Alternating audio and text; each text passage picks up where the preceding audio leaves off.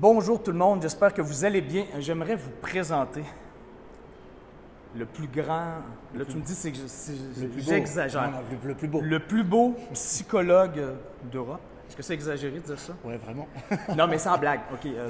Je vous présente David Lefrançois, qui est... Est-ce que j'exagère en disant que tu es probablement le psychologue le plus connu d'Europe? Ouais, dans les non, médias, oui, dans les... C'est vrai. Bon, mais je vous J'ai présente... eu la chance d'être sur les émissions de télé, sur plusieurs publications. Tu as coaché des grandes vedettes, nanana, tu interviewé tes chroniqueurs à la télévision, dans les grands médias français, entre autres. C'est ça. Et tu es le fondateur de l'Institut des neurosciences appliquées de Paris, C'est l'INA, ça. Qu'on a exporté ici à Québec. au Québec. Et c'est pour ça que tu es ici aujourd'hui, Exact. parce que tu avais un événement live avec ton groupe. Écoute, moi, David, je te connais depuis un petit bout de temps, parce qu'on a partagé la scène. Qu'on traîne ensemble. On a partagé la scène à Québec, à Paris, dans le cadre de gros événements. Et je connais ton background et tout. Et moi, comme tu sais, je suis un obsédé des sorties de zone. Transcender ses peurs pour avancer vers ce que tu sens que tu dois faire, mais souvent que tu ne comprends rien.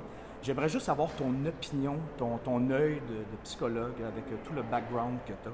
J'aimerais ça que tu me parles juste de ce processus-là. Est-ce que c'est normal d'avoir peur en sentant qu'on doit faire? Puis c'est quoi sentir? C'est quoi avoir peur? Tu peux juste me parler quelques minutes de ça pour peut-être démystifier à certaines personnes?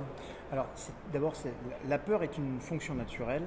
Et ce qui est intéressant, c'est que, tu sais, dans les cultures, on a souvent tendance à mal considérer la peur parce que la plupart du temps, on va éviter la peur. Parce que la peur, on se dit que ressentir la peur, c'est quelque chose de négatif. Donc, on refoule ou on fait semblant que ça n'existe pas? Et surtout, on développe des stratégies d'évitement. OK. Et je vais éviter ce qui me fait peur. Alors que, en fait, la peur, quand on parle d'intelligence émotionnelle, il faut comprendre une chose, c'est que moi, pour comprendre un concept, je l'inverse.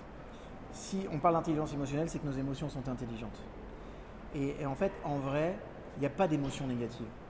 Aucunement, parce que chaque fonction des émotions, c'est nous transmettre un message de l'inconscient vers le conscient. Ok ?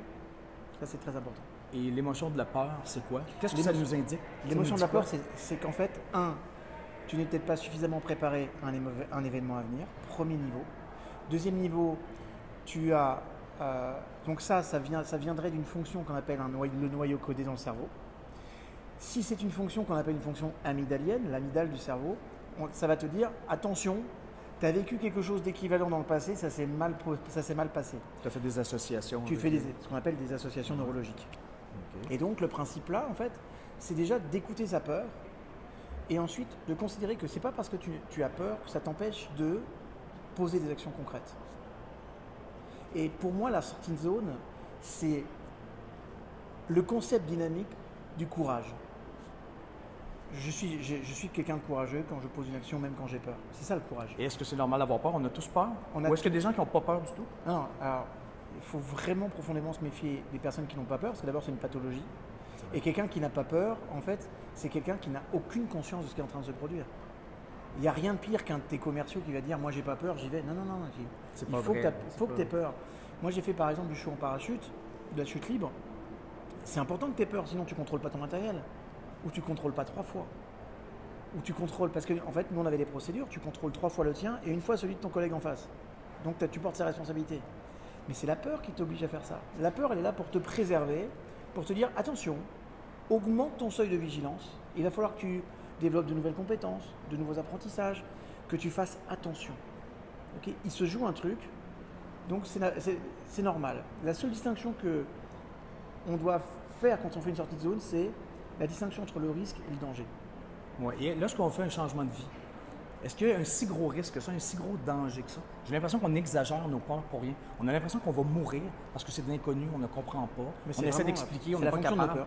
C'est la fonction de nos peurs parce que franchement, il faut savoir que si on revient sur l'évolution, il y a 100 millions d'années, non 100 000 ans, quand on parle de l'Homo sapiens, lui en fait, il vivait dans un environnement très hostile. Ouais. Et tout pouvait être non seulement dangereux. Une peur, mais très dangereux pour la vie. Pour vrai. Ouais. Et en fait, à cette époque-là, le cerveau, il a développé un mode de fonctionnement limbique qui fait que dès que je vois quelque chose qui est potentiellement, que je vais considérer comme pas bon ou potentiellement dangereux pour moi, je le mets dans la mémoire à long terme et j'augmente le niveau de motivation à travers la biochimie, l'adrénaline, le cortisol et tout ça. Ensuite, dans l'évolution humaine, il y a eu le cortex qui s'est mis par-dessus. Okay, mais parce qu'il y a eu le cortex, le système limbique, lui, il existe toujours. Il n'a pas été effacé. Donc on a un mode de fonctionnement que dès qu'on va voir quelque chose qui est nouveau, qui nous fait sortir de notre zone de confort, l'inconnu, et bien tout de suite on va avoir exactement la même biochimie. Quand tu dis mais parfois j'ai peur de mourir, mais sache que dans ton cerveau tu déclenches exactement la même chose en fait en vrai. Et d'où l'intérêt d'avoir justement une fonction très corticale, de bien réfléchir et de se poser, de dire ok, concrètement qu'est-ce qui me fait peur? Et tu sais, il y a un truc que je fais voir par exemple dans les exercices de coaching, c'est vas-y, imagine que la situation se passe de la pire façon possible. Est-ce que tu survivrais? Imagine le vrai pire. Le vrai pire. Ouais, le vrai pire. Et tu poses la question, c'est est-ce que tu survivrais? Si la personne, elle te dit oui, eh bien là, tu viens faire ce qu'on a fait, une discognition. Tu viens de dire, ok, eh bien en fait, la peur que j'ai, c'est pas une peur une pulsion de vie ou une pulsion de mort, c'est une pulsion dite libidinale. Et finalement, je peux le gérer. Dès qu'une personne dit, mais non, ça va être une catastrophe parce que je vais perdre mon boulot, je vais faire un truc, mais je ne mourrai pas. À partir de ce moment-là, ça veut dire que la personne, elle va pouvoir déjà mieux manager la chose. Donc, c'est pour ça que c'est important de voir c'est quoi mon scénario de réussite et qu'est-ce qui va arriver s'il arrive de pire. Imagine le vrai pire. Ça, le vrai pire. Je le dis souvent. Ça. Imagine le vrai pire et tu vas t'apercevoir que bon, ok, ça sera catastrophique, ce ne sera pas génial, mais tu ne mourras pas. Le pire n'est jamais si pire. Il n'est jamais si pire. Et surtout, il y a une chose par rapport aux peurs qui est importante, c'est qu'aujourd'hui, tous les tests montrent que plus de 90% de tes peurs, tu les rencontreras jamais. Et ça, c'est intéressant, c'est-à-dire que c'est vrai qu'on a plus facilement tendance à envisager la peur pour des raisons neurologiques, hein, mais 90% de vos peurs, vous ne les rencontrez jamais. Quand tu sais ça, ça veut dire que tu prends 90% de temps ta tête pour rien. Et souvent, nos peurs sont ridicules. Écoute, moi, je dis souvent que l'humain a beaucoup plus peur d'aborder un inconnu dans un lieu public que de texter au volant d'une voiture, alors qu'on peut mourir. On a moins peur de ça, parce qu'on sait ce qu'on texte. Mais oui, l'autre, on ne sait pas comment il va réagir. Mais c'est con, on est con. Alors on est con, on est conditionné. On est conditionné. On est conditionné. C'est ça que je disais. Mais justement, c'est tout l'intérêt des apports de personnes comme toi qui vont dire les gars, c'est important. Alors quelqu'un qui dit non, tu sais, il est en train de se jouer quelque chose qui est une illusion. Et si tu y crois, tu te bloques pour rien. Alors donc viens, je vais t'aider à porter un regard différent sur la situation. Et parce que tu portes un regard différent sur la situation, tes émotions sont différentes. Okay. Maintenant, il y a aussi une chose qui est vraie, c'est que sans sortie de zone, sans prise de risque, il n'y a quasiment aucune évolution possible. Est-ce que tu t'imagines, c'est justement à l'époque des Homo sapiens, ils n'avaient pas décidé de prendre des risques dans leur vie, d'aller explorer les territoires, d'aller se réunir, parfois même d'aller faire la guerre, s'ils n'avaient pas fait ça. Mais il n'y aurait eu aucune évolution. Donc si c'est valable pour l'échelle planétaire, au niveau individuel, c'est profondément valable aussi. J'étais à ta conférencière et tu disais, puis je le dis aussi souvent, corrige-moi si je me trompe, mais tu sais qu'il faut souffrir pour grandir. Oui, quelque chose comme ça aussi. Oui. Je disais que vieillir, c'est une obligation, grandir, c'est un choix, mais grandir, c'est souffrir parce que dans la transformation, c'est complexe. On n'imagine pas la douleur que ça doit être de passer d'une chenille à un papillon. Tu changes ta nature.